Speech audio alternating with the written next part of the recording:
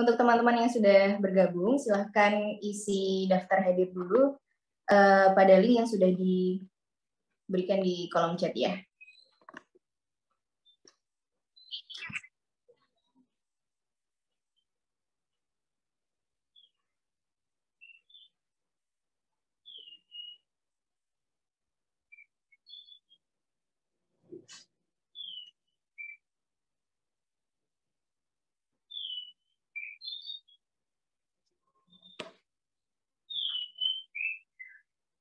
Oke, baik, kita mulai ya. Bismillahirrahmanirrahim. Assalamualaikum warahmatullahi wabarakatuh. Innalhamdulillah nahmaduhu wa nasta'inuhu wa nastaghfiruh wa na'udzu billahi min syururi anfusina wa min sayyiati a'malina. May yahdihillahu fala mudilla lahu wa may yudlilhu fala hadiya lahu. Asyhadu an la ilaha illallah wa asyhadu anna Muhammadan abduhu wa rasuluh. Allahumma shalli ala sayyidina Muhammad wa ala ali sayyidina Muhammad. Rabbi shrah li sadri wa yassir li amri wa hlul 'uqdatam min lisani yafqahu qawli. Amma ba'd. Sebelumnya, marilah kita panjatkan puja dan puji syukur kehadirat Allah Subhanahu wa Ta'ala yang telah melimpahkan rahmat dan hidayahnya sehingga kita dapat berkumpul dalam forum yang insya Allah penuh barokah ini. Tak lupa salawat serta salam marilah kita sampaikan pada Rasulullah SAW yang telah membawa kita dari zaman jahiliyah menuju zaman Islam. Nah, sebelum kita mulai, marilah kita buka dulu agenda pada malam hari ini dengan bacaan basmalah bersama-sama. Bismillahirrahmanirrahim. Sebelum kita mulai pada inti acara, marilah kita dengarkan bersama-sama lantunan ayat suci Al-Quran yang akan dilantunkan oleh Ibu Wahyu. Untuk Ibu Wahyu, dipersilahkan. Oke, terima kasih atas waktunya. Bismillahirrahmanirrahim. Assalamualaikum warahmatullahi wabarakatuh. Tasmi' surat Al-Mumtahanah ayat 1 sampai dengan 5.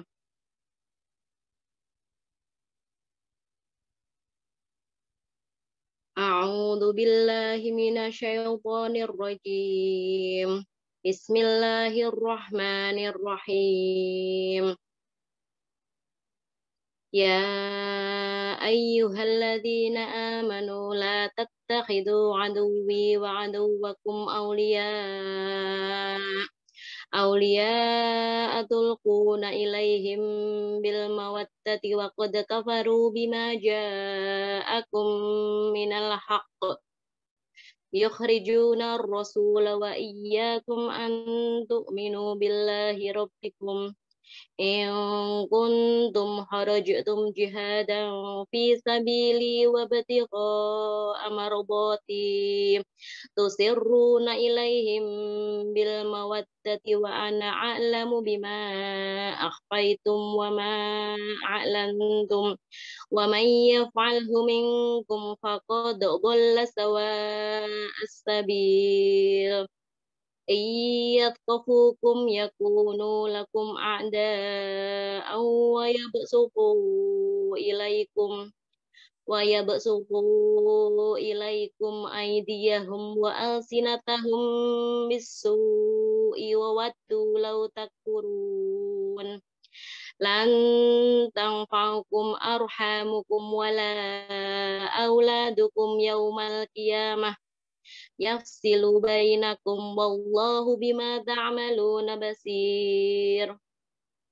Qad kanat lakum uswatun hasanatun fi Ibrahim walladzina ma'ah idh qalu liqaumihim inna bura'a'u minkum wa mimma ta'buduna min dunillah kafarna bikum wa bada bainana wa bainakumul adawatu wal baghdha'u abadan hatta tu'minu billahi wahdah illa qawla Ibrahim li abihi la astaghfiranna laka wa ma amliku laka minallahi min syai' wa ma amliku laka minallahi min syai' Rabbana 'alaika tawakkalna wa ilaika anabna wa ilaikal masir. Rabbana la taj'alna fitnatan lil ladzina kafaru waghfir lana rabbana innaka antal azizul hakim. Subhanakallahumma wa bihamdika asyhadu an la ilaha illa anta astaghfiruka wa atubu ilaik. Assalamualaikum warahmatullahi wabarakatuh. Waalaikumsalam warahmatullahi Waalaikumsalam warahmatullahi wabarakatuh. Terima kasih kepada Ibu Wahyu atas pembacaan ayat suci Al-Qur'annya. Nah, kemudian untuk acara intinya, dari Salimah Kudus khususnya dalam rangka memperingati Hari Dokter Nasional, di sini kami mengadakan webinar dengan judul Disleksia Bukan Hanya Baca, Tulis, dan Hitung. Nah, untuk agenda inti webinar ini akan dipandu oleh narasumber dari Dr. Hesti Kartikasari, spesialis anak. Dan sebelumnya izinkan saya untuk membacakan CV beliau. Dr. Hesti Kartikasari, spesialis anak, alatnya di Pati. Untuk pendidikannya, beliau berlatar belakang dari Fakultas Kedokteran Universitas Indonesia, Jakarta, dan kemudian melanjutkan spesialisasinya dari FK Undip Semarang. Dan untuk saat ini, beliau ada di RSUD Suwondo Pati, dan di RSU Fastabik Sehat Pati, serta di Rumah Sakit Umum Nur Syifa Kudus. Dan untuk organisasi yang digeluti oleh Dr. Hesti sendiri ada di IDI Pati sebagai bidang perizinan, kemudian IDAI Karesidenan Pati bidang ilmiah, kemudian Papka Jateng DIY bidang dakwah, dan kemudian Ketua PD Salimah Pati. Dan moto hidup beliau, Masya Allah, beramallah dimanapun, kapanpun, dan dengan siapapun. Untuk selanjutnya, kepada Dr. Hesti, kami persilahkan untuk menyampaikan materinya. Monggo, Dokter. Bismillahirrahmanirrahim. Assalamualaikum warahmatullahi wabarakatuh. Waalaikumsalam warahmatullahi wabarakatuh. Suara saya cukup terdengar jelas nggih? Terdengar jelas, Dokter. Iya, izinkan saya share screen nggih.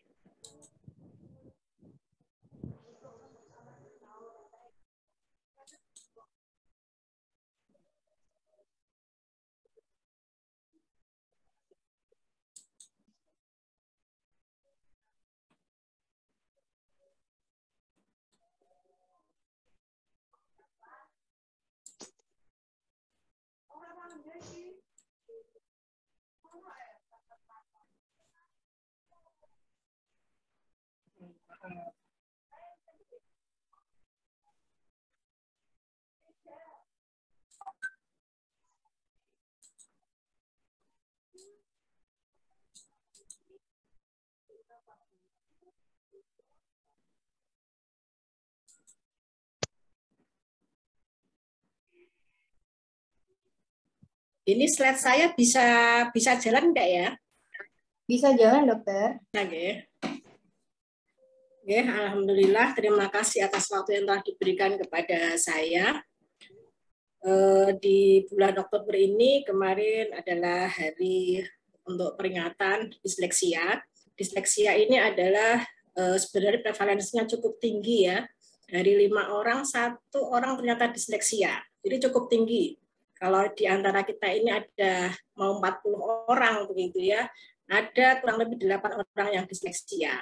Jadi cukup tinggi sebenarnya. Jadi disleksia ini hampir nanti akan dimiliki oleh semua orang, tetapi karena faktor coping strategi atau bagaimana dia memanage dirinya, seakan-akan dia tidak disleksia.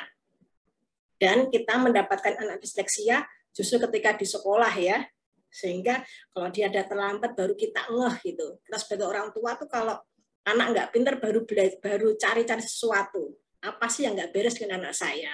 Tapi ketika ada sesuatu yang nggak beres itu masalah bukan akademik, mereka cenderung untuk mengabaikan. kita di sini diberikan selalu memohon ya. Kalau kita sebagai seorang wanita, ketika sudah mulai berumur, kita memohon untuk diberikan jodoh. Nanti setelah jodoh ada, kita minta diberikan anak. Nah, disinilah kita selalu mohon kepada Allah diberikan anak yang berkah. Apa sih anak yang berkah itu?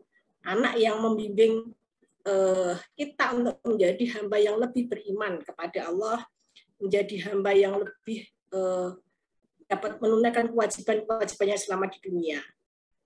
Saya selalu memberikan edukasi kepada para orang tua begitu ya, yang misalnya mohon maaf anak yang sipil begitu ya, retardasi mental, autis, ADHD dan lain-lain yang seakan-akan dunia ini runtuh begitu.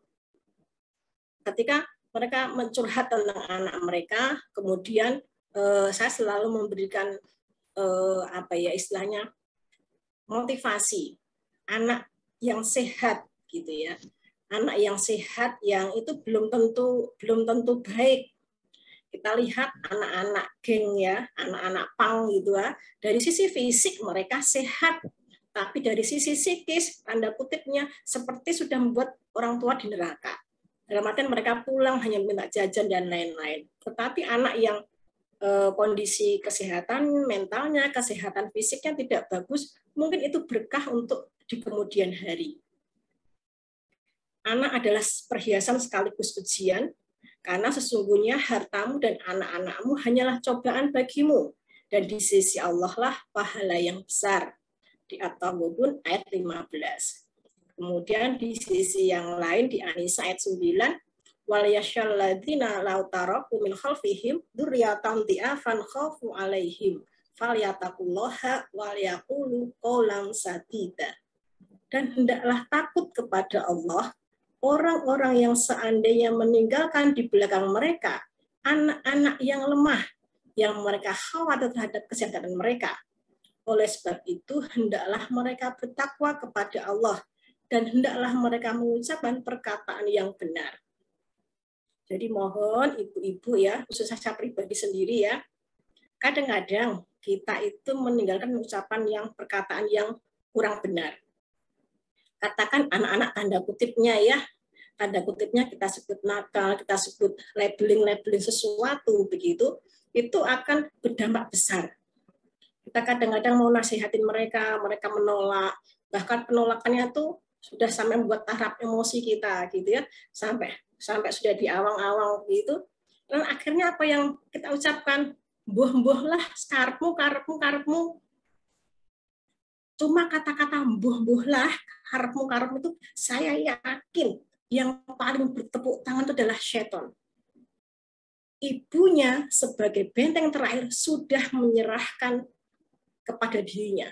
Karepmu, aku serah gelem ngurusi. Itu jangan sampai kata-kata terserah, karepmu itu ya. Jangan sampai, kadang kita ya namanya ibu-ibu ya sudah banyak masalah, sudah mau head gitu ya, emosi sudah di awang-awang begitu, akhirnya berkata begitu, ya tetap saja ya kembali kepada istighfar yang sebanyak-banyaknya. Langsung ya ke arah disleksia ya. Disleksia itu apa sih? Disleksia adalah salah satu gangguan dari pemahaman untuk belajar secara spesifik. Tidak hanya susah calistung, tidak hanya susah untuk membaca, menulis ataupun menghitung. Bisa aja dikatakan dulu karena tidak merangkak. Ada yang cuma ngesot doang gitu ya. Disleksia itu hanya masalah visual, cuma nggak bisa membedakan gelap terang dan warna-warna hijau tulis begitu ya. Memang kalau anak-anak disleksia, kalau dia hitam putih itu tidak bisa. Jadi kalau punya anak disleksia, bukunya kertasnya nggak boleh putih, tulisannya hitam. Dia sudah mau baca tuh sudah seakan-akan silau gitu ya. Saya sendiri nih saya termasuk disleksia ya. Jadi kalau disleksia dewasa kayak saya begini ya. Kalau melihat laptop lama-lama gitu sudah mata itu sudah mulai gitu ya. Harus yang minimalis. HP itu kalau saya juga terang itu paling minimalis karena sudah begitu, sudah cahaya itu sudah sangat bermakna. atau terlalu banyak makan gula sehingga kalau ada disleksia nggak boleh makan gluten, nggak boleh makan apa-apa, nggak banyak mempengaruhi. Tulang belakangnya lemah, anak disleksia itu sukanya nyender. Ya, kalau anak sekolah tuh sukanya apa? Songgowang begitu ya. Saya masih ingat saya dulu sering songgowang itu sampai dilempar. Jangan suka songgowang gitu ya. Kalau sekarang melempar penghapus sudah dikenai pasal ini ya sama orang tua muridnya ya. Terlalu galak begitu ya labeling. Kalau dulu kita gurunya mukul anaknya, orang tuanya malah yang kemarin anaknya kalau lapor ya. Salah pola asuh. Tidak juga ya, tetapi ingat karena disleksia ini adalah diturunkan, jadi orang tua yang memiliki bibit disleksia, kalau dia salah mengasuh, disleksianya akan bertambah parah. Gitu ya. Disleksia menular, bukan menular ya, lebih ke unsur menurun. Disleksia bisa sembuh, udah disleksia ini disandang sampai akhir. Nah, berdasarkan teori genetika bahwa diturunkan lewat kromosom ya, kita tahu kromosom itu adalah dapatnya dari ayah dan ibu, sehingga kalau ayah dan ibu salah satu memiliki bakat untuk disleksia, maka bisa menurun kepada anaknya. Apalagi kalau bapak dan ibunya semuanya disleksia. Ada beberapa yang juga berkomorbid atau sama begitu ya, antara gen-gen ADHD itu yang hiperaktif itu ya, dengan disleksia dan lain-lain. Ini diturunkan ya. Nah, kerusakannya di sini nih ya. Kalau yang orang disleksia ya, itu dia di posterior reading systemnya itu baik langsung sinyalnya. Tapi kalau orang yang disleksia itu dia ada hambatan di pola otaknya. Katakan begini, saya dari Pati mau ke Semarang, lewatnya Kudus, Demak, itu satu ya. Tetapi dia itu nyabrang dulu ke Jepara atau lewat Purwodadi, ngubung-ngubung dulu sampai Semarang. Sehingga kita ibaratkan lola ya, loadingnya lama. Jadi kayak orang itu habis ngomong gitu, yang udah ketawa dia diem aja. Yang lainnya berhenti ketawa, dia baru ketawa gitu. Kamu telat ketawanya. Hati-hati yang mungkin orang-orang seperti disleksia ya. Jadi dia telat respon. Nah, ini bisa kita temukan di kelas ya. Bahwa orang yang disleksia itu dia ada kesulitan membaca menulis dibandingkan teman-temannya. Saya sendiri punya anak disleksia ya. Saya mengajari anak saya membaca itu sampai 9 kali. Jadi sudah sampai kata-kata yang panjang begitu ya. Ketika dia sakit, dia seperti lupa lagi. Dia lupa lagi, kemudian dia harus mengulang lagi per suku kata. Saya ingat itu sampai 9 kali. Baca Quran juga begitu. Sudah jilid 3, mbak lagi jilid 1 gitu ya. Jilid 2, mbak lagi jilid 1 gitu ya. Ya itu seninya ya, seninya. Sulit memahami soal cerita. Misalnya kalau dia Ibu, saya punya 2 jeruk. Ibu saya memberi saya 3 jeruk lagi. Berapa jeruk saya? Dia suka ngumet. Ngapain sih? Cuma kalau 3 tambah 2 dia bisa. Tetapi ketika itu diwejawantakan dalam soal cerita, dia kesulitan mencerna. Sering bengong atau bertanya balik. Hah? Gitu ya. Kita sering ini ya. Kalau ada seperti ngalamun begitu ya. Kamu nih ngalamun atau enggak sih? Sebenarnya dia sedang tadi nyambung sinyalnya. Terus, gimana tadi diulang gitu. Nah, hati-hati dia ngalamun atau memang tadi loadingnya telat. Kalau cuma sesekali mungkin bengong ya. Tapi kalau dia berkali-kali, hati-hati jangan-jangan dia termasuk disleksia. Diterangkan berkali-kali baru paham, tetapi terus kemudian dia lupa lagi. Nah, ini sering ini ya. Tidak teliti atau ceroboh, sulit fokus, seringkali lama menyelesaikan pekerjaan. Kalau dia misalnya sedang menulis gitu ya, ada temennya ajak cerita, diletakkan itu pulpen dengerin, nah gitu. Jadi dia seringkali terdistraksi, ya mudah menyerah, nggak selesai, udahlah nggak nyambung juga dengan ke kelas. Nah, di sini akan ada banyak pemahaman secara komprehensif. Disleksia itu tidak hanya masalah bahasa aja, tetapi dia juga masalah fungsi eksekutif. Ya, bagaimana dia kemampuan memanage dirinya, juga kemampuan memanage sosial emosinya. Dia akan lebih cenderung mudah mengalami sikap-sikap yang negatif, ya.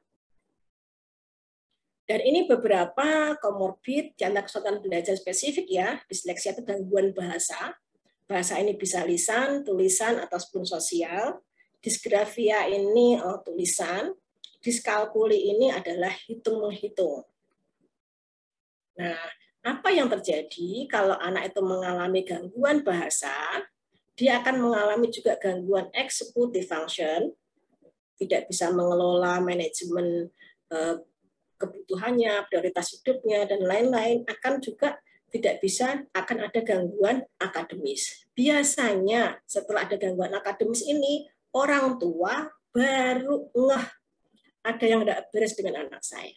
Nah, terus biasanya yang diotak-atik cuma gangguan akademis aja. Dia nggak bisa membaca, dilesin. Dia nggak bisa menghitung, dilesin. Tetapi dia lupa ada gangguan executive function yang harus segera ditata laksana. Ketika kita dewasa, kita bisa membaca nggak akhirnya? Bisa.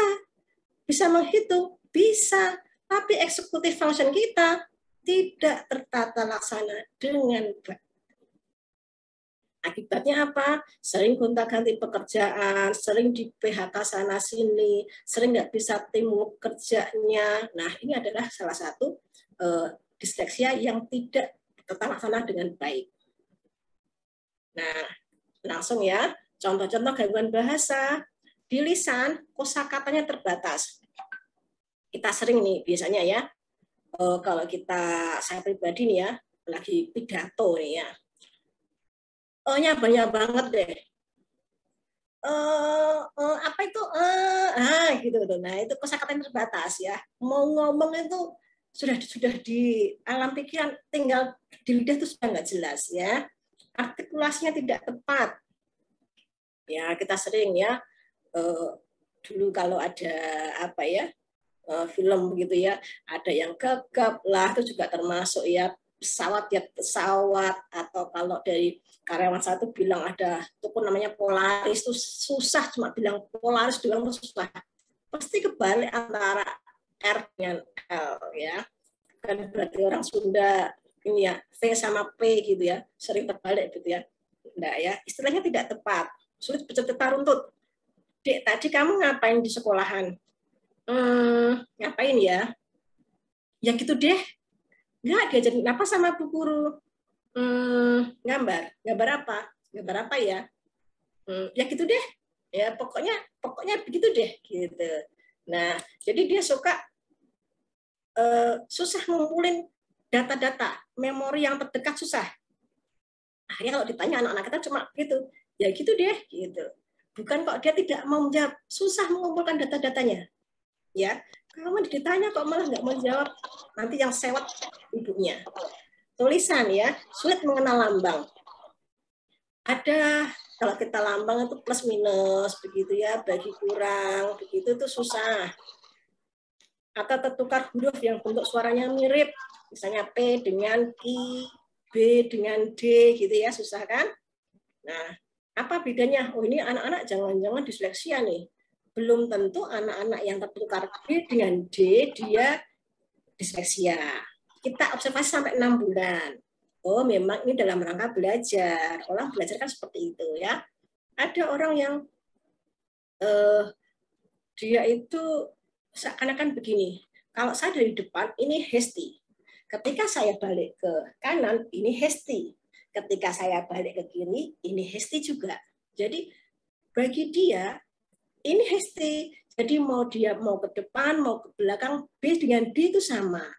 P dengan Q itu sama. Karena aja sama seperti ketika orang itu paham.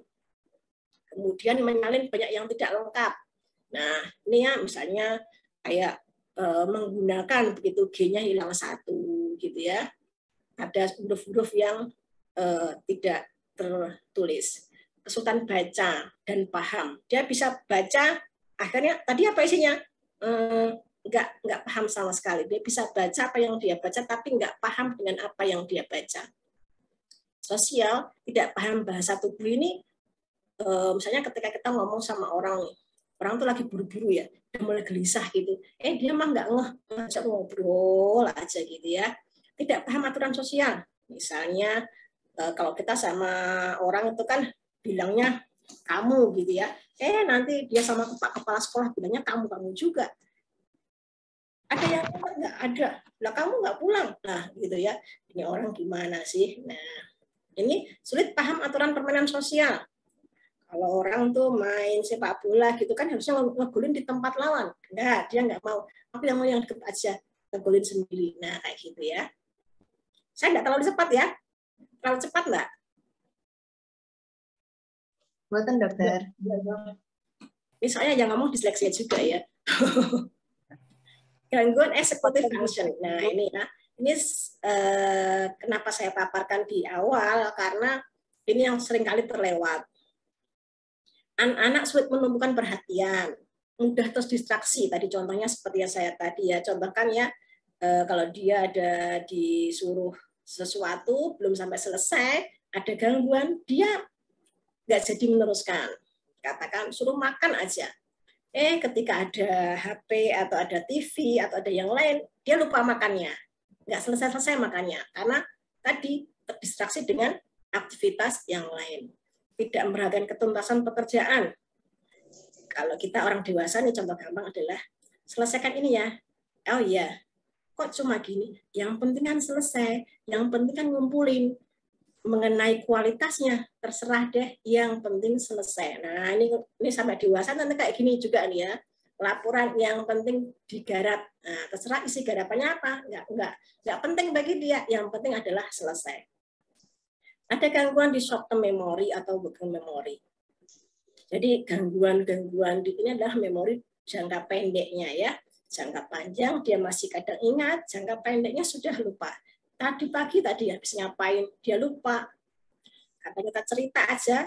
Jadi untuk mengasah ya, mengasah memori dia ketika kita bacain cerita, kita kasih pertanyaan.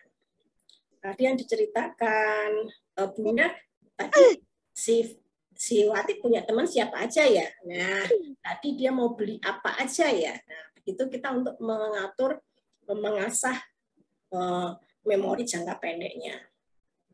Sulit menentukan skala prioritas. Nah, ini ketika kita mulai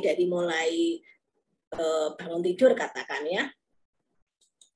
Ketika bangun tidur kita susah harus menentukan tuh skala prioritasnya, kita harus mau ngapain dulu.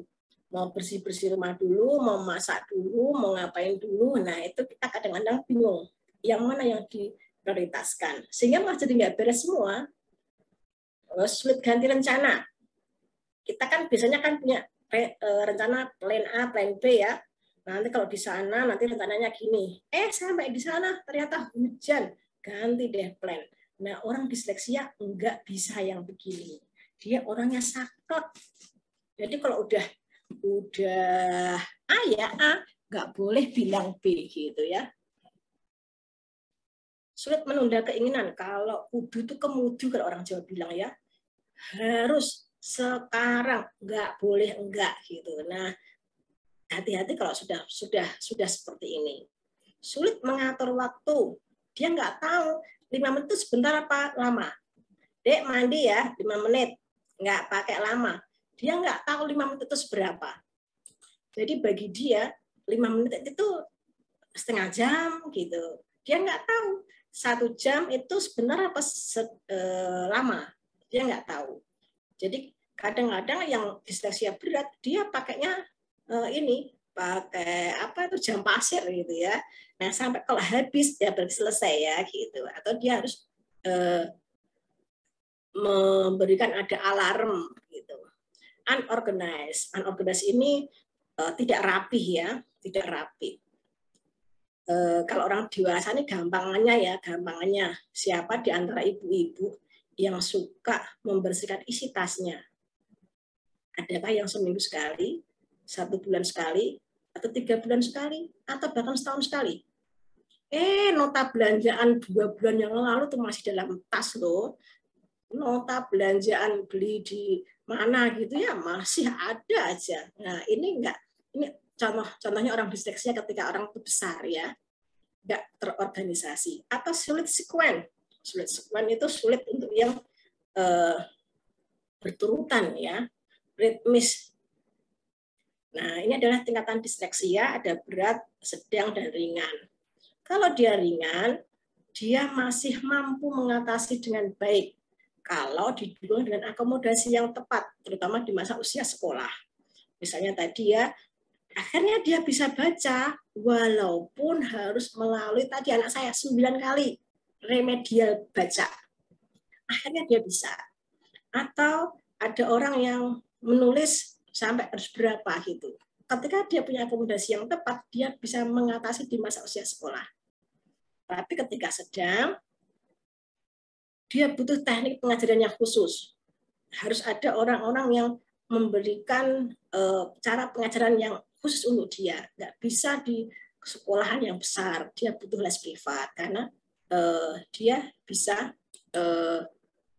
person by person ya. Jadi cuma 2 orang, maksimal 5 orang dia bisa. Tapi kalau dalam pengajaran satu kelas yang besar, dia nggak bisa. Disleksia yang berat ini seakan-akan tidak mampu menguasai materi-materi tanpa intervensi yang intensif, ya, dan akan sampai sepanjang hidupnya. Dulu ketika saya belajar ya di Bandung itu ya, khusus masalah disleksia, ini dosen saya tuh, Dr. Tian tuh bercerita bahwa ada seorang manajer perusahaan top kelas nasional. Ditanya, berapa digit penghasilannya 1 bulan. Apa yang dilakukan manajer itu, dia sampai melepas kaos kakinya. Jadi hitungannya sebulan itu lebih dari 10 digit. Bayangkan, orang berpenghasilan lebih dari 10 digit sebulan, itu harus menghitung angka 0 dari penghasilannya itu lewat kaki. Jadi katakan sebulan itu berapa? 300 juta atau berapa begitu ya. Dia harus menghitung angka 0-nya berapa sih. Dia lepas kaos kakinya. Bukan dia nggak bisa nulis berapa nolnya tuh nggak bisa. Dia lepas kaos kakinya. Kalau ribuan itu 3, 1, 2, 3. Kalau 10.000 jadinya 4, 100.000 jadinya 5, sampai seperti itu. Sampai dokter dia menanyakan begini, loh kan Anda ini punya perusahaan yang bonafit kelas nasional. Terus siapa kalau cuma seperti ini yang mengatur? Manajer-manajer saya punya manajer yang handal yang bisa diandalkan. Lalu pekerjaan Anda apa? Main game. Sampai segitu. Eksekutif fungsinya juga berkembang sama sekali. Nah, seperti ini kan nanti gagalnya adalah bagaimana anaknya, bagaimana kehidupan berikutnya. Ini yang berat, ya.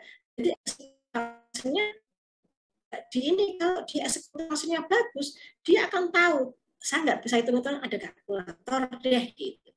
Itu kalau eksekutif fungsinya terselesaikan. Dia nggak bisa baca, nggak bisa tulis, dia akan punya sesuatu untuk, aku nggak bisa nulis, ngetik aja deh, kan tinggal pencet, ya. Nah, kapan kita harus mengenali disleksia pada anak-anak kita? Kadang orang itu mengenali dia sudah pada prasekolah, ya. Kadang dia rata-rata orang itu di sini. Nah, tadi karena apa? Ada kemampuan akademik yang gagal. Ini adalah sudah terlambat. Apalagi kalau tahu disleksia sudah remaja atau apalagi sudah dewasa. Kapan masa terbaik? Tadi ya, sedini mungkin, yaitu di prasekolah. Kita ada namanya nanti naming ya, bagaimana kita mendeteksi masalah disleksia. Kenapa? Kalau dia bisa sedini mungkin dideteksi, dia untuk menghindari pengalaman gagal di usia sekolah. Kenapa? Kalau dia sering gagal di usia sekolah, dia akan minder. Ya, dia akan minder. Kalau udah minder itu potensi kelebihannya, positif nggak akan berkembang, nggak akan bisa mengembangkan dengan baik. Disleksia yang tidak kunjung mendapatkan intervensi di usia 9 tahun, akan tetap tertinggal. Jadi sedini mungkin ya sebelum 9 tahun usahakan tertangani dengan baik. Disleksia yang berat, long term outcome-nya tentu akan lebih buruk. Nah, kita harus mendeteksi ya kelompok risiko disleksia ini. Ya, pada orang yang gangguan bicara ya, gangguan bahasa, rapid naming. Kita bisa ngetes, caranya kita ada flash chat ya. Anak-anak itu kan dia sudah biasanya 2 tahun, 3 tahun itu kan sudah mulai mengenal benda-benda. Nah, ini ada kucing, ini ada anjing, ini ada yang sudah dikenal sapi gitu. Kita secara cepat. Ini apa? Jangan nggak boleh lambat-lambat. Kasih 5 detik. Tek, 1, 2, 3, 4 harus sudah bisa nyebutin. Paham ya?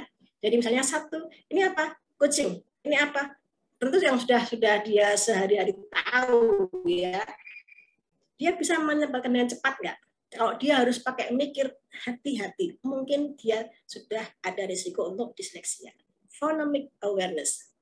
Phonemic awareness ini ya ngomongnya yang apa istilahnya ya? Misalnya naik pesawat ya nggak bisa bilang pesawat gitu. Nah, mirip-mirip gitu ya, mirip-mirip.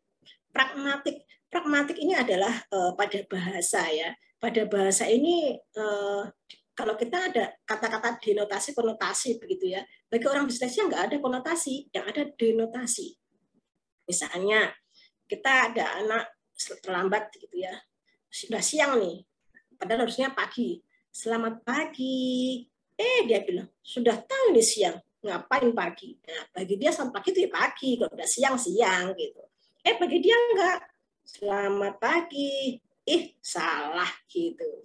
Atau orang kalau sekarang seminar gitu ya, selamat pagi, padahal udah siang, udah sore gitu ya. Maksudnya kan untuk biar semangatnya seperti semangat pagi hari gitu. Bagi dia nggak bisa begitu, nggak ada apa istilahnya nyindir gitu tuh nggak ada ya, nggak ada pragmatik ya sesuai itu gitu aja. Early literasi letter name itu sama ya, P dengan Q, B dengan D tadi ya. Working memory, speed of processing. Nah ini tadi ya jangka pendeknya tadi yang dia nggak bisa cerita. Kita bisa ngecek anak-anak kita sebelum tidur kita cerita gitu ya, cerita pendek gitu ya. Ada suatu hari ada apa gitu. Tadi yang diterekam singa apa aja tadi. Misalnya kita cerita tuh domba yang diterekam singa ada 3 gitu. Nanti kita tanya lagi, yang diterekam singa tadi berapa orang dek gitu. Dia bisa nggak masih ingat nggak dengan cerita yang tadi dijelaskan. Span ya sama ya. Sequencing ini adalah sesuatu yang berurutan. Urutan kalau kita misalnya diberi perintah 2 gitu ya atau lebih ya, dia tolong buang sampah lalu kunci pintu atau apa gitu ya. 2 perintah yang berurutan, dia cuma ingat yang di belakang.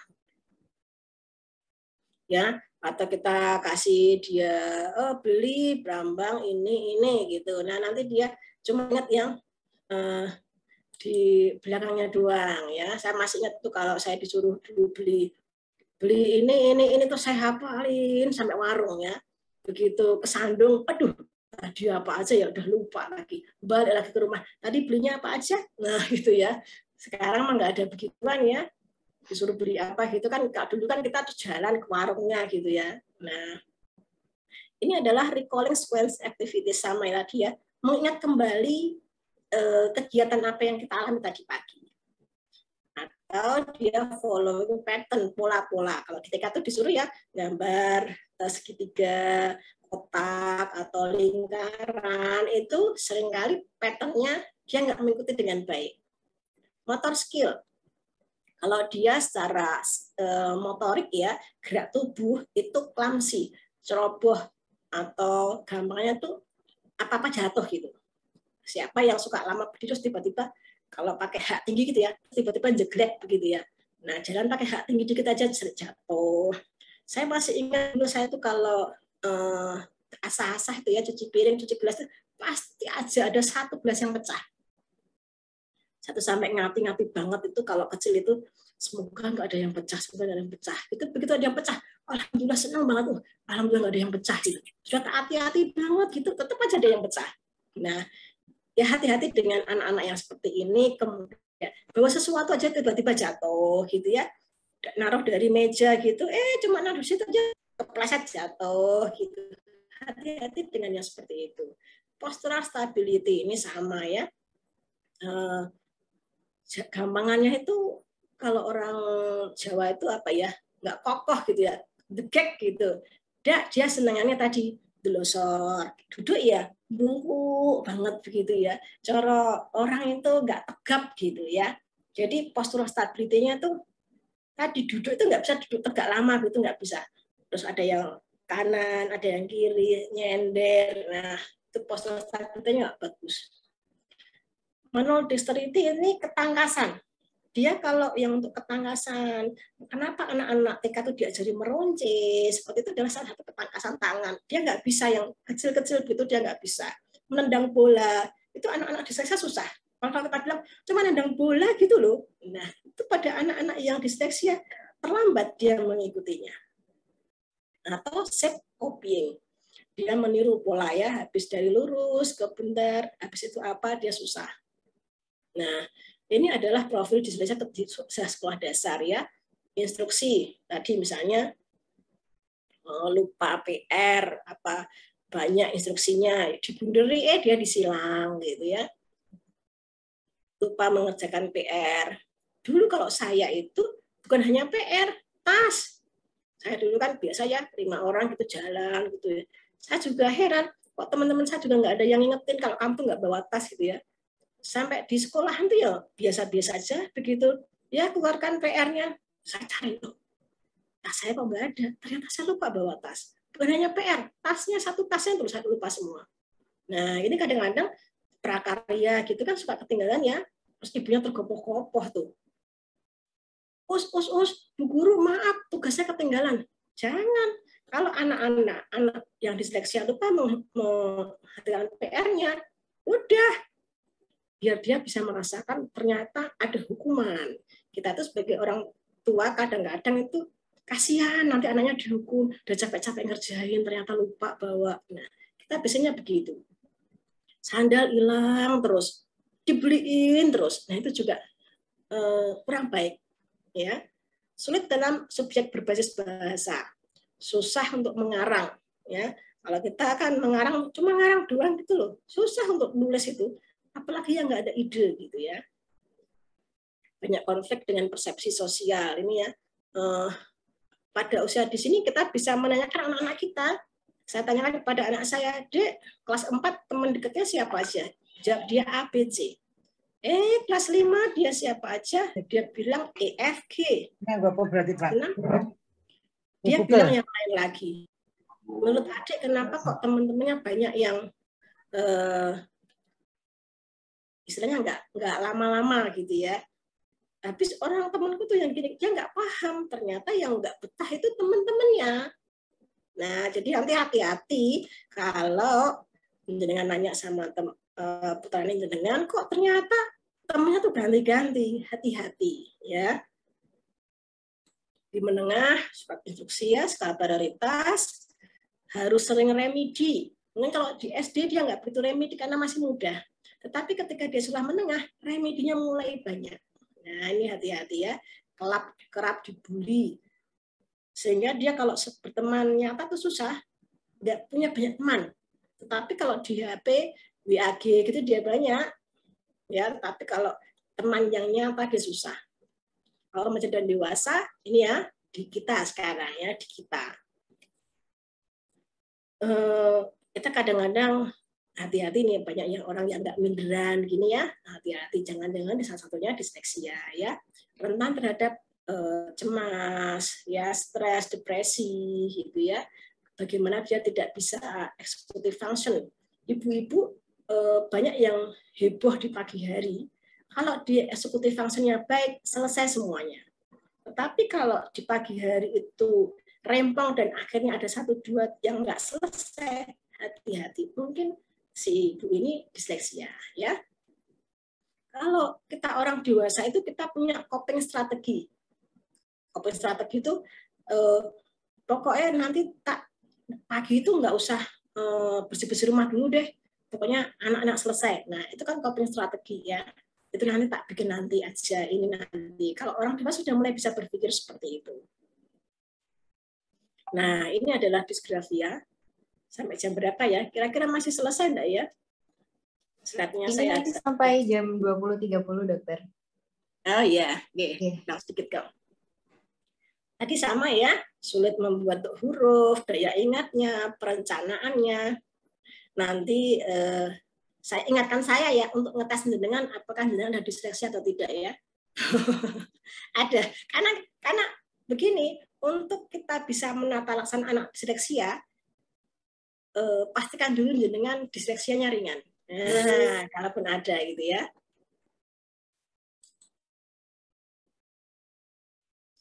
Nah, ini bingung mana yang huruf besar, mana yang huruf kecil. Kita suka ada tuh. Tulis dengan huruf besar. Nah, maksudnya kan huruf besar tuh kayak gini ya. Dia enggak, huruf kecil yang dibesarin. Nah, tulis dengan huruf kecil. Dia huruf besar tapi yang dikecil-kecilin. Nah, dia antara huruf besar huruf kecil itu bingung. Atau disgrafia ini ya, kaidah penulisannya tidak sesuai, tidak ada notasi penulisannya. Seringkali posisi penulisan tidak nyaman. Tadi ya, baca. Jangan bilang tulisan saya ya, termasuk tulisan dokter kan termasuk tidak bisa dibaca ya. Rata-rata dokter disgrafia ya. Tulisannya dokter resep semua. Nyalin cerita. Nah, ini cuma nyalin cerita doang loh. Ini cuma disuruh menulis, menyalin. Ada kata-kata yang hilang ya. Ada kata-kata yang hilang. Harusnya dia ada M-nya, dia ada N-nya, dia hilang. Kehilangan baris kalimat. Barisnya ada 7, dia cuma 6. Padahal cuma nyalin. Ini cuma nyalin. Mengulang kalimat, sudah 2 kali diulang lagi. Hurufnya nggak sesuai, tidak indahkan notasi bacaan, ada titik-titiknya. Terus layoutnya tidak nyaman, miring-miring begini ya. Nah, ini hati-hati ini disleksia ya. Banyak huruf yang hilang, stetoskop, setkop gitu ya, menyembuhkan kurang M, tenggorokan kurang G1 gitu ya. Supaya cek nama-nama bulan, nama-nama hari, banyak yang hilang.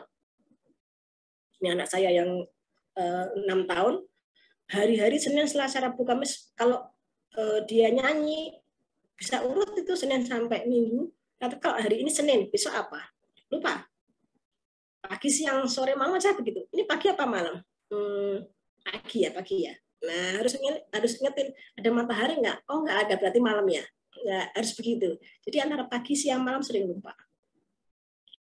Diskalkuli. Nah, ini ya. Lingkari angka yang paling besar. Dia paling besar tuh yang tulisannya besar. Nah, kayak gini nih. Nah, ini contoh-contoh diskalkuli ya. Nih, kalau kita kan diajarin nih, ya 1 tambah 3, 4, 1 tambah 1, 2. Tapi begitu 7 tambah 3, 10, dia 10-nya di sini nih. Nah, jadi 210 nih. Ya, yang ketiga nih ya. Nah, jangan heran. Anak saya yang kelas 5, kelas 6 SD masih begini loh. Nah, nih. Jadi tambah-tambahan ini 210 jadinya seperti ini. Anak kelas 6 SD. Kan nggak mungkin harusnya ya. Harusnya kelas 1, kelas 2 masih mungkin gitu ya. Kalau udah kelas 5 harusnya nggak mungkin. Anak saya masih begini, jangan salah. Nanti udah coba yang benar. Oh iya ya, masa puluhan tambah puluhan jadi segini. Coba lagi. Oh ya 10 baru diingatin, baru dia ingat. Nah, ini diskalkuli sulit untuk yang tadi ya. Untuk konsep waktu, soal cerita, gerakan ritmis. Kalau orang senam itu harusnya kan sesuai ya ketukannya. Ininya orang kadang-kadang bilang nggak sesuai dengan gerakannya. Nah, itu susah ya. Konsep uang, rumus, begitu ya. Saya dulu masih ingat banget ketika pelajaran fisika begitu ya. Ada massa, ada rho, ada apa gitu ya. Oh, berapa kilogram, berapa ini ya. Kan rumusnya sudah ada, tinggal masukin doang gitu kok. Ternyata bagi orang diskalkuli enggak cuma gitu doang. Nah, ternyata salah. Disorientasi arah, suka salah arah terus nih. kita sudah ada misalnya beberapa kali ke rumah teman, masih aja salah. Nah ini jangan-jangan dia termasuk orang-orang yang diskalkuli. Nah ini juga salah satu contoh yang ini ya cukup banyak ya. X tambah 2 sama dengan 5, X sama dengan 3. Si muridnya langsung ngomong, kemarin kata Bu Guru X itu sama dengan 5.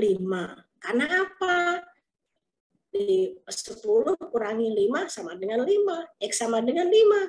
Yang benar tuh X sama dengan berapa? X sama dengan 3 apa X sama dengan 5 gitu.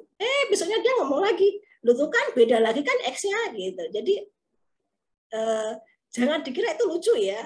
Bagi kita tuh lucu, tapi ternyata bagi anak yang disleksia itu sangat membingungkan.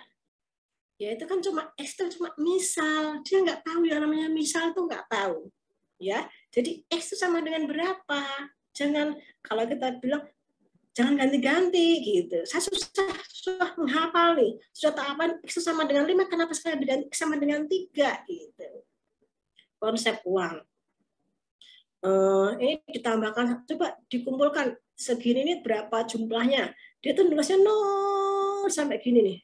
Ternyata ada 01 yang kelebihan. Nah, susah lagi. Hilang lagi semuanya begitu. Nah, seperti ini contohnya ya. Karena dia salah naruh titiknya, dengan 1.500 itu di ujung sini ya. Nah, akhirnya di 5 dia nggak ada, harusnya ada 500 di angka 1.500. Nah, kalau anak itu lagi belajar hitung itu kan masih mending ya, artinya. Tapi kalau dia sudah kelas 5, kelas 6, harusnya nggak kayak gini lagi. Apalagi kadang-kadang saya menemukan orang dewasa seperti ini juga. Ya, cuma anak 0 tuh beda posisi, jadi salah menghitung. Konsep waktu. Sama ya, ini jam 6 kurang 10. Atau jam 7 kurang 10. Dia susah membedakan. Ini tuh jarum pendeknya tuh di angka 6 apa di angka 7. Atau dia bingungnya tuh begini, jam 6 kurang 10 atau jam 5.50. Nah, gitu. Kita kan ada ya, waktu itu yang dilebihkan sama yang kurang sedikit, itu kan ada ya. Bagi dia susah menghafal yang seperti itu. Jadi pada anak-anak disleksia, konsep waktu ya jangan yang kurang, tapi yang lebih. Ya, misalnya pada anak disleksia, misalnya mau ini jam 6 kurang 10 ya, mending 5.50. Gitu ya. Kalau jam 7 ya 7.50. Jadi dia yang lebih. Setelah dia bisa semuanya baru kenalkan kurang berapa. Lambang operasional, dia susah tadi ya. Plus minus itu nggak nampak. Jadi dia cuma nyalain aja 1 tambah 1, 11. 1 kurang 1, 11. Yang dilihat adalah cuma angkanya aja. Plus minusnya nggak dilihat. Nah, ini adalah komorbid ya. Ternyata anak-anak yang disleksia tadi punya gejala penyerta yang lain yang sangat berat juga. Adanya disconduct disorder. Nah, conduct disorder itu negatif yang berat. Misalnya ada narapidana yang dipenjara sampai dikatakan 80% orang narapidana itu disleksia. Nah, ya. Dia mengalami oppositional deviant disorder. Itu suka misalnya orang disuruh pakai seragam, dia nggak mau pakai seragam. Dia pokoknya nyeleneh lah dari yang lain. Nah, ini hati-hati ya. Orang harusnya masuk jam 7, enggak jam 8 aja. Nah, itu kan dia sudah mulai opposite ya. Pokoknya enggak yang inilah gitu, enggak yang seharusnya gitu. Atau dia kecenderungan menjadi sesuatu yang gampang cemas, ya, gampang stres ya. Yang paling berat ya kalau dia conduct disorder. Hati-hati kalau punya anak dia cerita, tadi aku mainin kucing, buntutnya tak pegang terus tak lempar tak apa, putar-putar begitu. Wah, sampai dia jerit atau apapun. Hati-hati kalau ada anak-anak seperti itu. Suka apa ya? Suka kalau bunuh apa gitu terus dicincang. Nah, hati-hati kalau dia bercerita seperti itu. Ini hati-hati dengan yang seperti ini ya.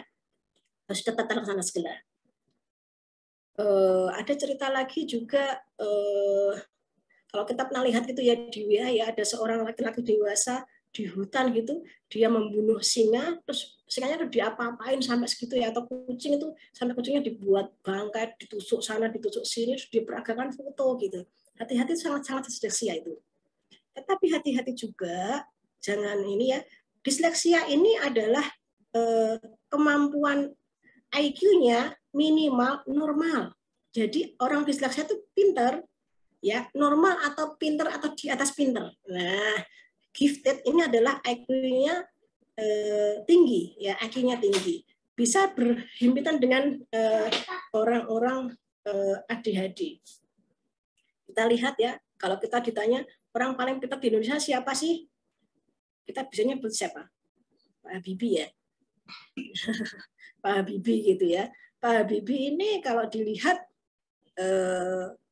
ada yang dia bisa diam nggak? Kalau masih ingat Pak Habibie, ada yang nggak pernah diam ya dari Pak Habibie ya, apanya? Matanya ya. Nah ini sebenarnya Pak Habibie ini ya ada hiperaktifnya juga ya.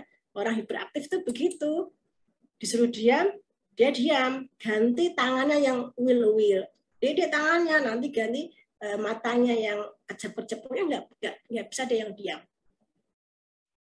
Nah, jadi disleksia bukan disebabkan oleh karena bodoh, dia punya IQ-nya yang tinggi, ya minimal sekali orang disleksia itu normal. Jadi dia punya IQ normal atau di atas rata-rata bahkan superior. Bukan karena kelainan tulang belakang, bukan karena cedera saraf, bukan karena salah asuh. Tetapi ketika yang mengasuh itu disleksia juga, disleksianya jadi makin berat. Keunggulannya, nah kita cari tahu ya, Allah itu memberikan nggak cuma minusnya, tapi pasti ada plusnya. Dia adalah think of the box, ya kreatif, inovatif, strong visual skill, excellent. Jadi kadang-kadang kalau di teamwork itu ada salah satu yang disleksia, gagasannya pasti wow gitu ya. Terus nanti yang orang-orang yang realistik terus gini, emang gitu bisa? Ya gitu ya.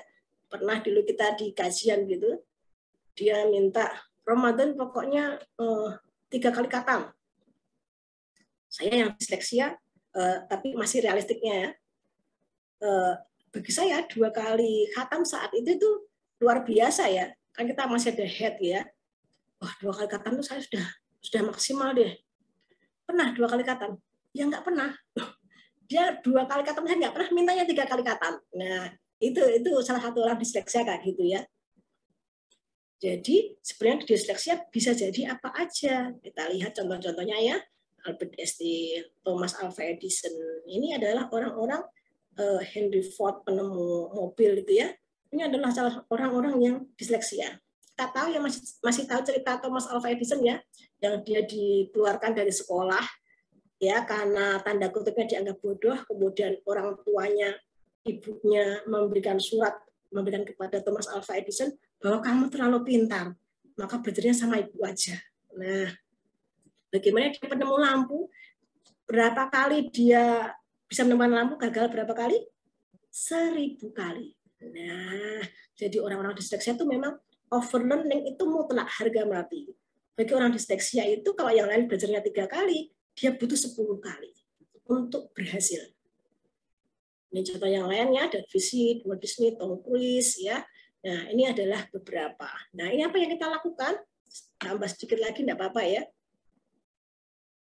Nah, untuk akomodasi, untuk instruksi secara lisan tidak boleh panjang atau disegmentasi, satu-satu aja. Ya. Yang kedua, instruksi perlu diulangi dengan contoh. Bisa aktivitas, bisa gambar. Volume kelasnya tidak boleh besar. Dan multisensori, nggak bisa kita belajar duduk diam. Bagi anak-anak yang disleksia, mau gambar, mau ini tuh beda-beda, mau gunakan mata, tangan, kaki. Nah, jadi pindah. Nah, jadi kalau ibunya harus memberikan yang lebih ya. Dan remedial, diulang-ulang.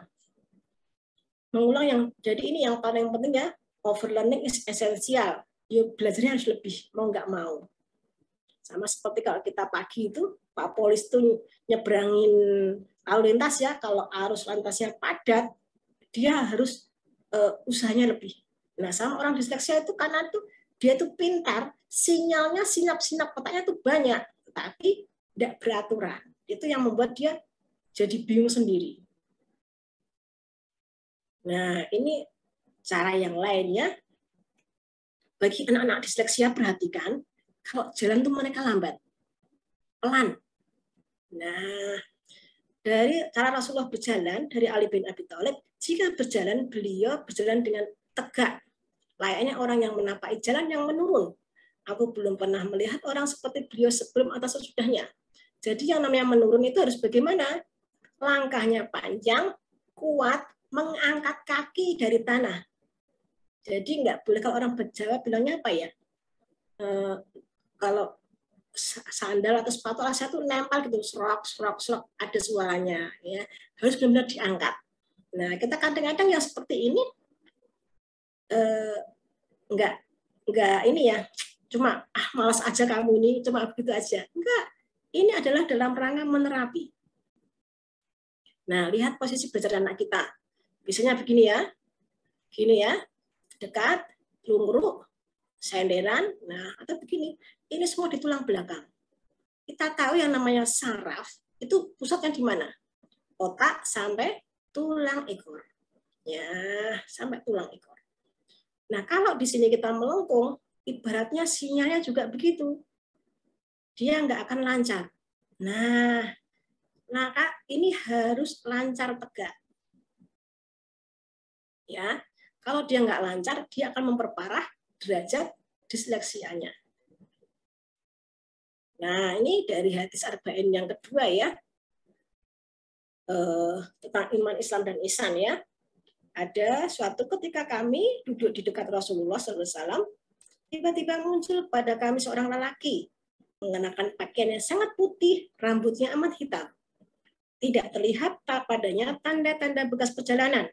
Tak ada seorang pun di antara kami yang mengenalnya. Ia segera duduk di hadapan Rasul, lalu lututnya disandarkan kepada lutut Nabi, meletakkan kedua tangannya di atas kedua paha Nabi. Kira-kira duduk yang seperti ini, duduknya kayak gimana? Bisa dibayangkan? Nah, kayak gini atau kayak gini? Nah, kayak gini ya. Ya.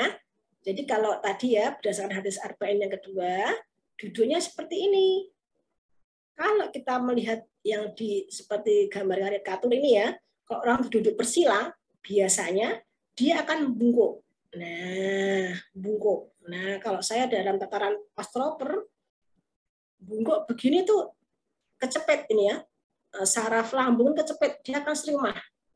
Dan ini pasti akan mendongak, kepala itu jadi mendongak. Nah, ini nanti jadi gampang untuk atau pilek, amandel, begitu banyak. Kelainan mata ini banyak. Nah, maka kalau duduk seperti ini akan tegak. Kalau batang tubuh kita tegak, ini akan tidak dongak. Nah, ini dijaga seperti ini. Orang ini saya gambar ini adalah dari Jepang ya. Anak-anak di Jepang dilatih duduk seperti ini. Nggak geringgingan, yo latih gitu ya. Kita tahu yang namanya sinden itu ya. Sinden itu semalaman suntuk ya. Dengan cuma pakai jari begitu, semalaman suntuk. Dengan begini dia nanti napasnya akan lebih. Kalau begini napasnya nggak akan berkembang. Nah, kenali yang lain ya. Kenali yang lain. Jadi kalau dia ada HDHD, hiperaktif, habiskan energinya baru belajar. Baru nanti dia akan fokus. Kalau orang itu ADHD disuruh belajar, apalagi belajarnya itu cuma duduk, dia mendengarkan, habis energinya orang tuanya. Dia nanti akan ngejar cuma lari-lari doang. Orang tuanya yang capek. Giliran dia sudah mau semangat belajar, orang tuanya sudah kehabisan energi. Ya. Kalau untuk emosi, nah ini banyak ya, motivasi, tujuan akhirnya apa. Kalau sudah mulai besar ya, ada jalan-jalan, healing. Healing ini yang paling direkomendasikan adalah healing di tempat yang tinggi. Nah, kenapa? Kalau di tempat tinggi dia akan melihat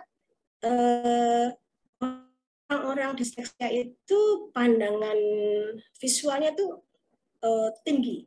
Jadi ketika dia bisa melihat yang lebih luas, itu kebutuhan untuk sensornya lebih. Nah, jadi healing di tempat yang tinggi termasuk apa istilahnya rekomendasi ya. Olahraga pernapasan. Kalau dari Aisyah Dahlan itu 1 menit marah, 1 menit harus memuji ya. Cuma 1 menit doang ya. Harus selalu senyum. Jadi orang disleksia itu sangat ini untuk senyum. Yang paling penting adalah ini ya, tidak ada satu rumus tunggal yang dapat berlaku bagi semua orang tua. Ya, jadi orang tua yang memiliki anak-anak disleksia harus kreatif semaksimal mungkin. Karena dipandang seumur hidup, kalau diintervensi dia akan optimal untuk keunggulannya. Tetapi ketika tidak ditata laksana sedini mungkin, akan menjadi pengangguran yang pintar. Artinya jajannya dia pintar, tetapi karena tidak keunggulannya tidak terorganisasi dengan baik, maka seperti dia tidak dipakai, gitu ya. Jadi ada pengangguran yang pintar, akan banyak-banyak kriminal dan lain-lain. Take home message-nya, disleksia, kesulitan belajar spesifik ya, bukan karena retardasi mental. Dia punya kecerdasan rata-rata, kesulitan intinya dari bahasa, fungsi eksekutif dan sosial emosi, dan ada yang lain. Berorientasi pada proses, bukan orientasi pada hasil. Nah, ini adalah disleksia, kalau dokter ya, kita RJP ya. Kalau orang disleksia itu kan, kalau orang biasa itu kan jantungnya yang ditekan-tekan, mulutnya yang dikasih napas buatan. Kalau orang disleksia enggak, kebalik ya. Hidungnya yang dipencet-pencet, jantungnya yang yang dikasih napas buatan. Ya, terima kasih. Ya, sekalian ya, tadi ya janji saya ya, mau ngecek ya, panjenengan ada yang disleksia atau tidak. Ada 2 soal. 2 soal ya. Masya Allah, materinya sangat ini ya dok ya. Ternyata kompleks sekali disleksia itu sendiri. Ternyata tidak benar-benar tidak hanya gangguan baca, tulis dan hitung, tapi ternyata juga sampai ke fungsi eksekutifnya juga berpengaruh ya dokter ya. Iya. Ya, jadi Karena ternyata sekompleks itu.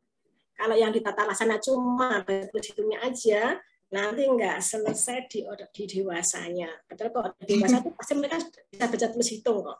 Oke. Fungsi eksekutifnya yang kacau. Oke. Iya dokter. Tadi sepertinya dokter mau ini ya, kasih tes bawa alat tulis enggak? Bawa alat tulis enggak? Ada tulisnya. Boleh ya? Teman-teman yang ikut di sini silahkan menyiapkan alat tulisnya. Ini pertanyaan ya dokter ya? Enggak, cuma game kecil doang ya, game kecil doang. Sudah bawa alat tulis semua? Oke, sudah. Sudah ya? Ya. 1, pejamkan mata. Ya.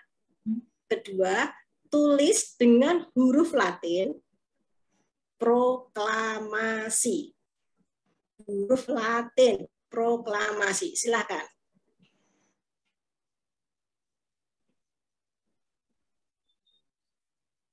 Silakan dicek. Ada nggak dari sekitar 50-an orang, ada nggak yang bunyinya nggak proklamasi? Kurang R1, kurang L1, gitu ya. Ada nggak yang nggak pakai huruf Latin? Itu kan instruksi 2 instruksi ya. Nah, ada. Coba bisa tuliskan di chat. Ada nggak yang menuliskannya nggak huruf Latin? Ada aku ya. Aku. Ada proklamasi ya. Yang berikutnya adalah lupus enggak? Nah, ini adalah menentukan satu perencanaan waktu. Oh, habis R itu apa ya? Habis K itu apa ya? K itu hurufnya kalau Latin gimana ya? Nah, itu adalah contoh sederhana. Bagi kita yang orang dewasa, harusnya itu mudah. Harusnya. Tetapi ada beberapa orang yang ternyata cukup kesulitan menulis proklamasi itu. Ya. Yang kedua ya. Lebih ini ya. Tulis gambar seorang wanita berkunjir 1 memakai tas selempang di pundak kanan. 3 ya.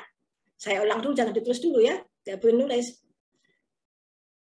Seorang wanita berkunjir satu, pakai tas selendang di bahu kanan. Mulai.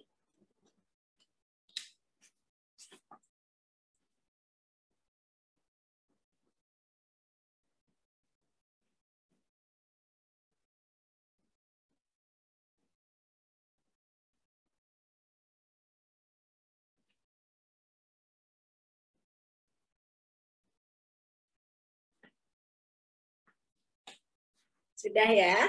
Silakan dilihat.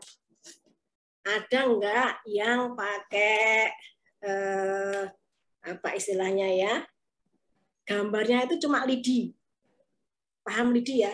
Lidi itu bundar terus cuma begini, ada enggak? Semuanya gambar wanita ya. Nah, kuncirannya satu atau ada yang berkuncir? Semua sudah kunciran ya? Ya, Nah, sekarang sudah pakai tas di mana? Bahu kanan. Bahu kanan. Ya. Yang lainnya bagaimana? Sudah semua? Gimana ini teman-teman yang hadir di sini? Apakah orang yang sudah sesuai dengan instruksi atau belum? Nah ini tadi ini ya dok ya sebagai karena kalau kita tidak tadi ya karena kalau kita ini hanya sebuah tes sederhana ya. Yang tes sederhana ini adalah menunjukkan sudah disleksia sedang. Kalau ini gagal, nah itu disleksia sudah sedang gitu. Ya belum tentu berarti saya nggak disleksia loh. Enggak, bisa jadi disleksinya ringan ya. Karena tadi di antara 50 berarti ada 10 orang yang sudah disleksia. Cuma kalau enggak seperti ini berarti disleksinya adalah ringan aja. Mungkin begitu, saya kembalikan kepada moderator, monggo. Ya, terima kasih dokter atas penyampaiannya yang Masya Allah ya. Dan ternyata memang disleksia itu tidak hanya masalah baca, tulis, dan hitung, tapi juga masalah yang lebih kompleks lagi. Apalagi untuk ini ya penanganannya harus sebisa mungkin dari sedini mungkin ya dok ya. Karena kalau misalnya sudah telat, nah itu nanti baik itu fungsi sosial motornya, terus juga fungsi eksekutifnya terutama ya dok ya, akan terganggu. Gitu. Nah mungkin dari teman-teman semua sudah pada ini ya menyiapkan pertanyaannya di kolom chat. Nah sebelum dijawab, nah ini ada sesi sharing dari Ibu Risha. Nah Ibu Risha apakah masih hadir di sini? Boleh dinyalakan mikrofonnya ya Bu Risha ya. Assalamualaikum semuanya. Selamat malam. Salam kenal Bu Dokter Resti. Salam kenal buat semuanya. Aduh saya ini bingung kalau sesuatu sharing ya. Bu dokternya tuh langsung tahu ya dok kalau sayanya disleksia. Saya ini bingung ya mau sharing apa gitu ya. Ya yang pasti saya punya anak disleksia saat ini sudah usia 18 tahun. Sudah kelas 3 SMK, jurusan musik. Kemudian putri kedua saya autis. Dan saya dan suami sama-sama disleksia tapi berbeda tipe dan gradasi. Mungkin saya tidak perlu banyak sharing ya karena mungkin apa yang disampaikan Bu Dokter tadi sudah sangat jelas sekali dengan apa yang saya jalani juga gitu. Tapi mungkin kalau ada beberapa orang tua yang memang ingin mengetahui atau bertanya dengan apa yang sudah saya jalani untuk anak saya, ya insya Allah saya jawab dengan apa yang saya tahu dan dengan apa yang sudah saya jalani. Mungkin begitu saja ya Bu, biar waktunya juga lebih efektif. Monggo Bu. Iya, Bu Risha ini juga kebetulan seorang penulis gitu, Bu Risha ini. Aduh, bukan seorang penulis. Masya Ini Allah, ada ini bukunya antologi ya Bu ya? Ya, ini kebetulan jadi kami para orang tua disleksia dari berbagai kota yang memang berjuang untuk anak-anak disleksia karena memiliki anak-anak disleksia, akhirnya membuat buku antologi ini apa namanya cerita-cerita kami untuk mengasuh, mendidik anak-anak disleksia. Melalui buku ini kita ingin bahwa menceritakan bahwa apa namanya anak-anak disleksia ini bisa berkarya, bisa berprestasi gitu. Walaupun memang awalnya sangat amat tidak mudah sekali gitu. Dan kebetulan yang bergabung semuanya dalam buku ini, alhamdulillahnya sudah banyak melewati kesulitan-kesulitan di awal ya, seperti membaca, menulis, berhitung itu alhamdulillah sudah apa namanya sudah bisa terlewati.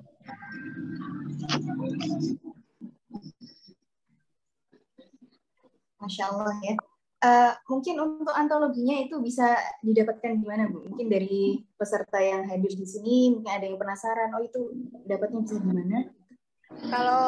Kalau buku antologinya bisa WA saya aja ya, karena kita tidak jual bebas. Nah kebetulan buku antologi ini kita buat dalam rangka disleksia awareness bulan peduli disleksia di bulan Oktober ya Dok ya, betul ya Dok ya?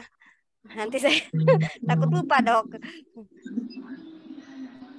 Jadi kalau memang kalau ada yang berminat bisa nanti mungkin di grup WA nanti disampaikan nomor WA saya.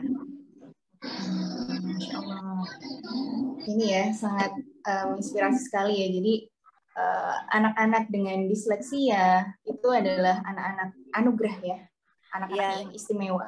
Jadi sebagai orang tua justru harus banyak bersyukur ya Iya. Ini saya tangkap dari ini apa namanya paling utama memang penerimaan dulu. Betul.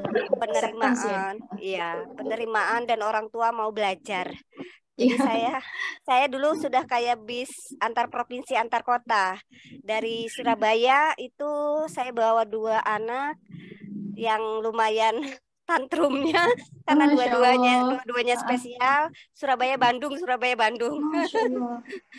Bandung Surabaya. Kontrolnya di Bandung ya? Iya, di Bandung dengan Pak Dokter Puboyo dan Bu Dokter Tian.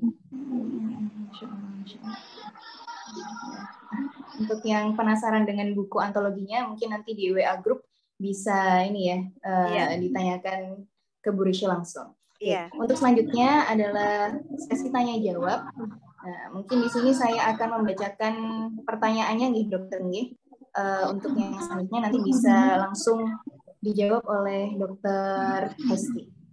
Ya, untuk yang pertama dari Ibu Faradila.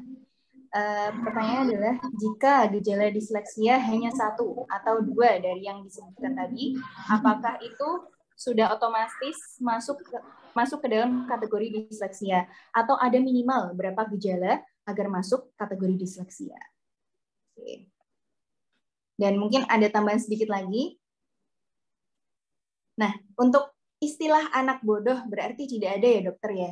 Dan mungkin apakah anak yang disebut bodoh itu rata-rata apakah disleksia atau bagaimana? Dan mungkin adakah tes khusus untuk itu? Mungkin ini ya yang tadi kan ada tes sederhana. Nah mungkin selain tes sederhana tadi mungkin apakah ada tes yang lebih lengkap lagi dokter? Terima kasih untuk pertanyaannya Ibu Faradila dan mungkin saya persilahkan untuk Dokter Hesti untuk menjawabnya. Terima kasih. Yang tadi ini contoh disleksia ya. Yang jadi yang saya paling ingat adalah pertanyaan terakhir ya, yang bodoh. Ada beberapa pertanyaan yang ternyata yang paling saya ingat adalah yang terakhir ya. Jadi untuk labeling anak bodoh, untuk disleksia tadi sudah saya sebutkan ya, bahwa disleksia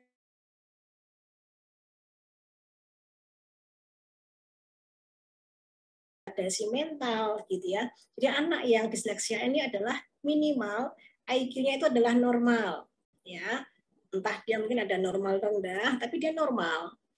Atau bahkan yang sampai superior atau gifted tadi. Jadi kalau dia IQ-nya nggak normal, bukan disleksia, ya. Jadi disleksia itu adalah IQ-nya syaratnya adalah normal. Kemudian untuk screening, dulu kami ada itu di NBP screening itu ya, Bu Risya ya. Kita ada NBP screening untuk ada beberapa pengisi, nanti akan ada hasil akhir di itu sudah ada kemungkinan faktor risiko tinggi, sedang, rendah untuk disleksia begitu. Jadi ada screening untuk orang tuanya bagaimana, tanda-tandanya tadi ada semua, ada atau tidak gitu ya. Tapi yang terakhir saya buka tuh kok sudah nggak ada lagi, katanya mau diupdate. Betul begitu Bu Risya? Iya betul Bu. Yang terakhir itu memang kalau tidak salah informasinya memang sedang dalam sedang dalam update websitenya. Gitu ya. Iya. Tapi kok sampai sekarang saya belum buka lagi, belum ada ya? Iya belum ada. Mungkin bisa juga mencoba yang linknya yang dari luar Bu Dokter. Jadi tapi in English ya? Iya, in English pastinya. Pastinya. Tapi cukup membantu kalau penasaran gitu ya. Nanti mungkin Bu Risya bagi ya. Saya terakhir yang baca yang di NBP Center itu. Iya. Mungkin nanti Bu Risya bisa berbagi untuk yang di sini ya, tentang tadi ya, mungkin link yang bahasa Inggrisnya bagus bisa dicoba ya. Iya. Iya, insya Allah. Iya. Terus yang pertama tadi apa ya?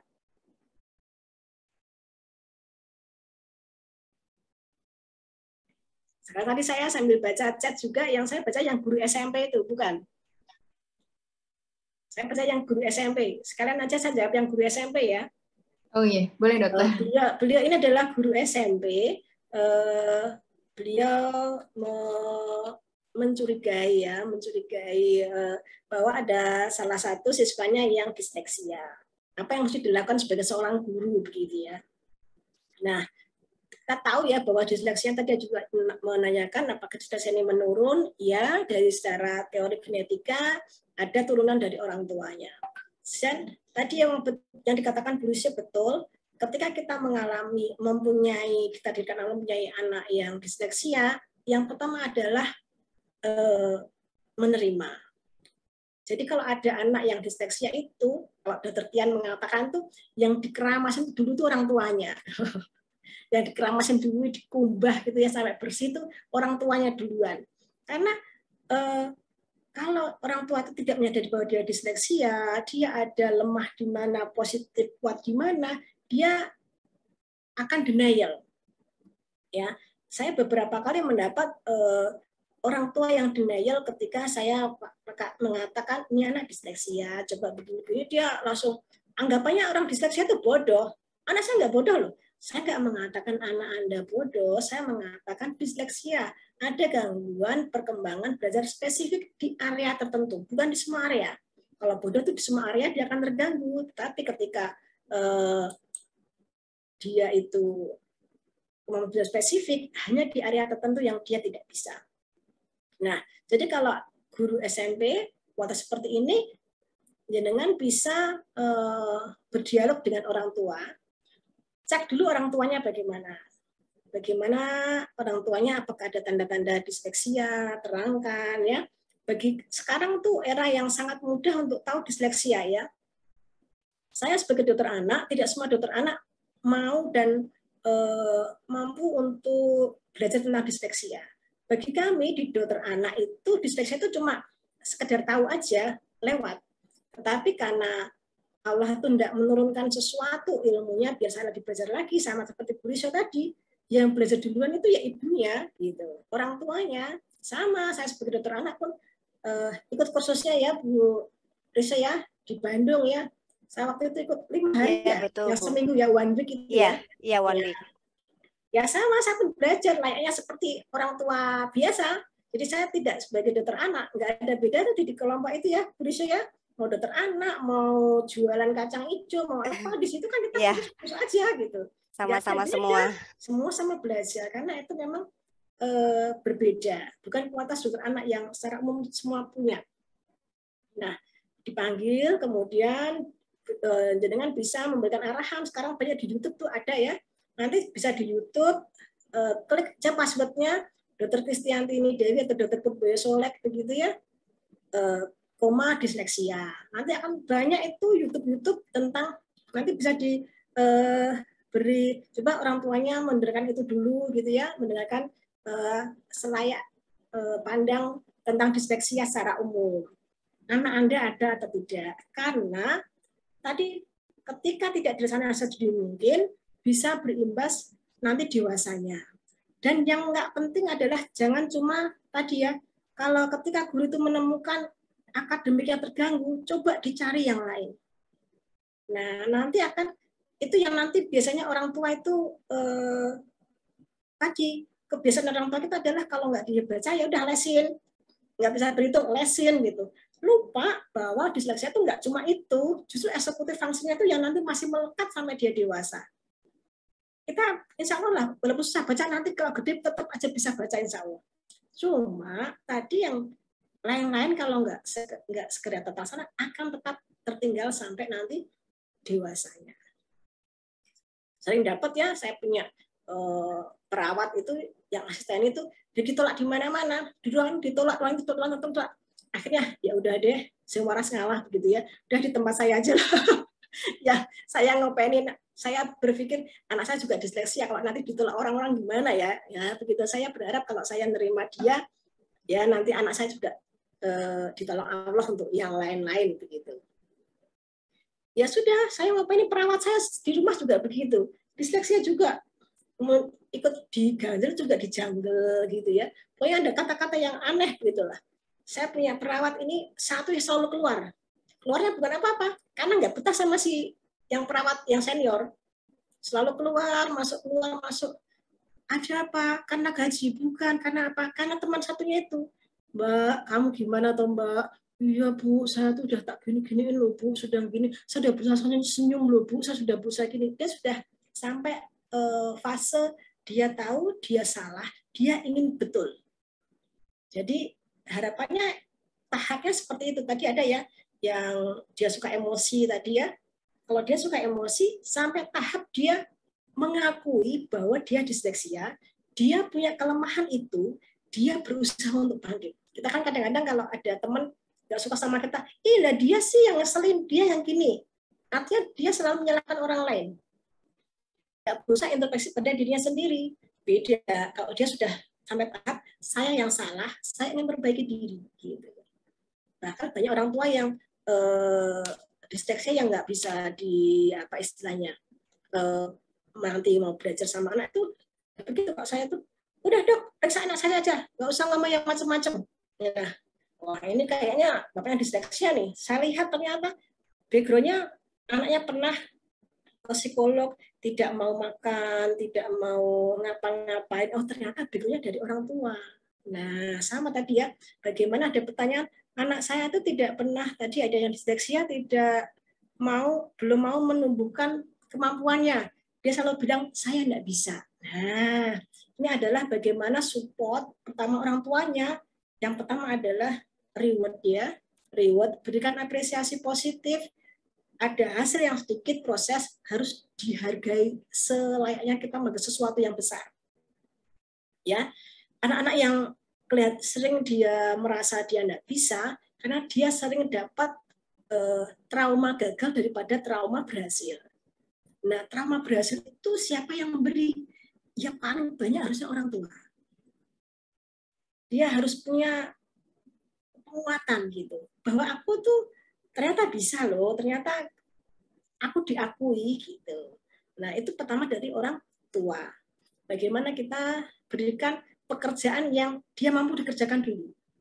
Misalnya, dia nggak bisa mengerjakan yang susah, kasih pekerjaan yang minimal, sehingga dia, oh aku bisa atau ternyata. Aku bisa atau ternyata. Nanti bertahap. Itu adalah untuk mengumpulkan modal trauma berhasilnya. Ya, jadi, oh aku ternyata kalau sudah dihitung itu untuk berhasil itu lebih banyak loh daripada gagalnya begitu. Jadi mungkin tadi yang menjawab beberapa ya. Jadi untuk menumbuhkan kemauan tadi ya. Kemudian untuk apa ya? Oh kanan kiri ya. Nah ini kanan kiri juga ya salah satu yang mendesak apa ya, mendiagnosis adalah kanan kiri. Biasanya kalau dia 2 pilihan tuh selalu bingung ya, kanan kiri. Dia selalu gini dulu. Perawat satu kanan, dia gini dulu. Oh ya kanan. Nanti kalau dia gini nggak nyaman, oh berarti yang kiri Bu. Itu sampai dewasa loh, jangan salah ya.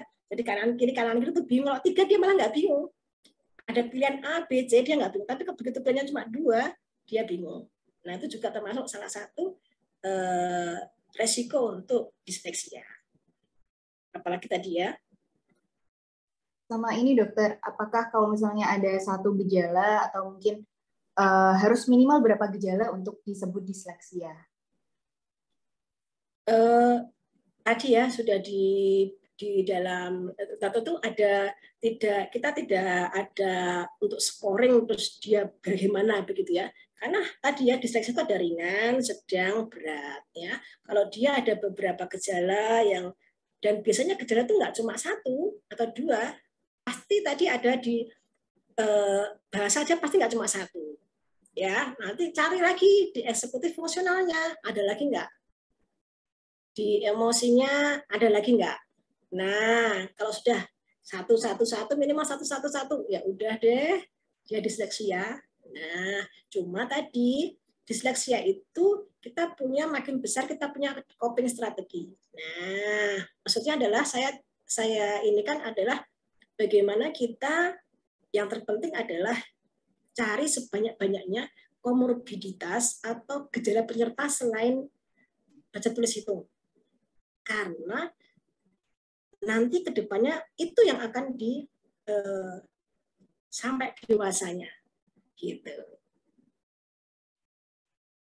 Belibet ya. Sama kayak saya belibet ya. Tambah satu lagi mungkin dokter tadi sempat terlewat. Kalau misalnya ada orang tua yang menemukan misalnya anaknya kok seperti gejala disleksia ya gitu, apakah bisa langsung self diagnosis sendiri atau mungkin sebaiknya kemana gitu dokter? Apakah ke dokter anak atau mungkin ke psikolog atau kemana gitu sebaiknya dokter? Terima kasih. Ya, tadi sudah disebutkan ya, ketika dokter anak yang mau menekuni tentang masalah disleksia itu baru sedikit sekali ya, baru sedikit sekali. Kemudian yang psikologi itu juga baru sedikit ya. Memang selama ini untuk pusat disleksia adanya di Bandung ya. Jadi ketika menemukan anak yang disleksia, kalau dia tahu dia tahapnya ringan, orang tua dulu yang belajar tentang disleksia. Orang tua nanti yang memahami tentang disleksia. Oh sedang, dia akan mencari yang lebih ya, mungkin datang ke psikolog yang tahu tentang disleksia, dokter anak yang tahu, atau ke kedokteran ya, rehab medik ya untuk tata kelola untuk posturalnya ya. Atau kalau dia tidak mampu baru datang ke ahlinya. Jadi tidak, oh sudah sedikit datang ke itu, nah nanti kebanjiran itu. Karena beliau itu kalau praktek tuh saya pernah menunggu tuh sampai jam 2 pagi, jam 3 pagi gitu. Ini pasien dari mana? Dari Riau. Jam 10 datang. Jam 9 baru mulai. Nanti dapat jadwal yang jam berapa? Jam 12. Anak yang udah tidur-tidur gitu ya. Jadi beliau itu kalau praktek tuh sampai jam 2 pagi. Nah, jadi ahlinya memang baru sedikit sekali. Ya, jadi kalau dapat anak disleksia, cari tahu, cari ininya, nanti bisa diatasi sendiri. Kan kita tadi ya punya coping strategi ya. Kalau dia bisa selesai dengan orang tuanya saja atau ahli terdekat, ya selesai. Kan tadi cuma ringan banyak, yang berat cuma sedikit. Gitu. Bu Risha ada tambahan? Sebentar. Nah, insya Allah nanti ada ini ya, untuk peserta, insya Allah akan ada giveaway berupa buku antologi dari Bu Resya tadi itu ya. Insya Allah nanti akan, diumumkan sekarang, bukan di grup, sebentar.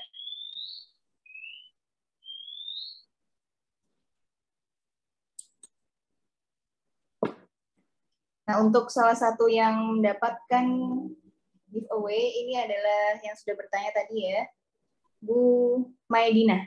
Ya, selamat kepada Bu Maedina. Untuk nanti bukunya bisa langsung ditanyakan ke panitia nih. Dan untuk mungkin ini sepertinya ada stok lagi dan mungkin akan diumumkan di grup WA, insya Allah.